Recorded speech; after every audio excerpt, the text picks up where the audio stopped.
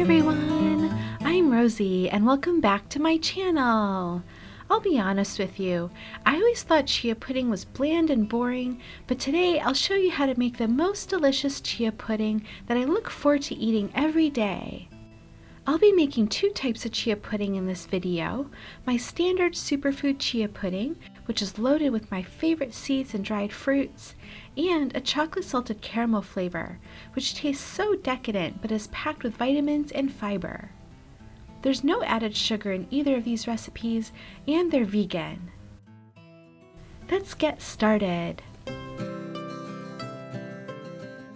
I like to make chia pudding in these glass yogurt jars because they're ready portioned out and are so cute.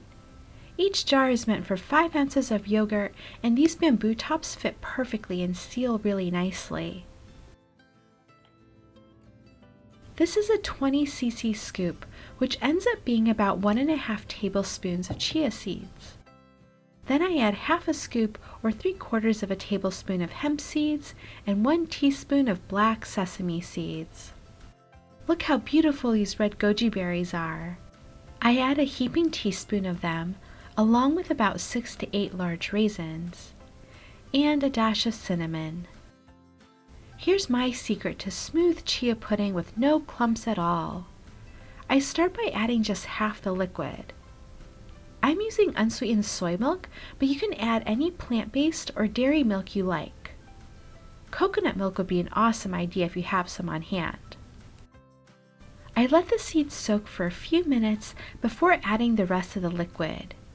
If you add all the liquid at the beginning, the chia seeds tend to sink to the bottom before fully hydrating, and your pudding will end up clumpy. Once the first half of the milk is soaked up, I add the rest, leaving about 1/4 inch of space at the top of the jar. You're going to want to mix really well here to make sure the chia seeds are evenly distributed. I like to add different seeds and dried fruit to my chia pudding for the nutty flavors and added texture. Without these additions, I find chia pudding to be a bit monotonous. The measurements for the seeds other than the chia seeds don't have to be that precise, and you can experiment with different combinations. You could try some ground flaxseed, pumpkin seeds, sunflower seeds, or chopped nuts.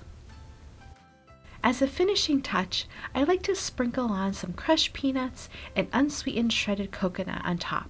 And that's it! Now let's make the chocolate salted caramel flavor.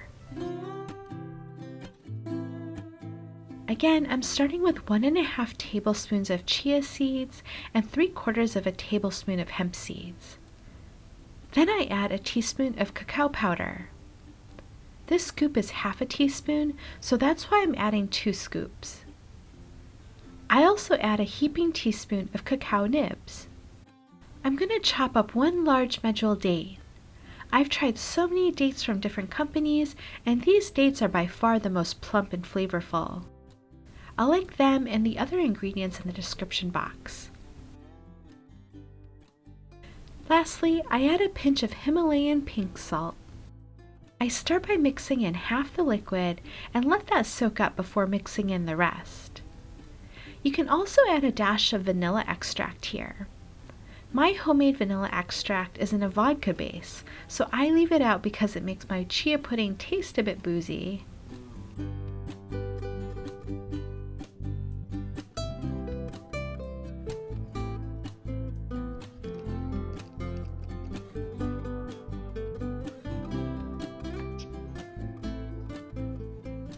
These are off to the fridge to set up.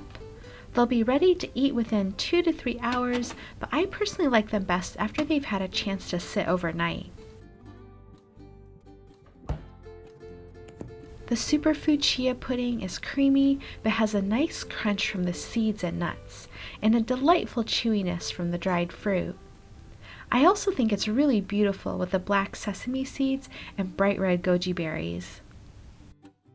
The chocolate salted caramel flavor tastes so rich that it satisfies all my dessert cravings.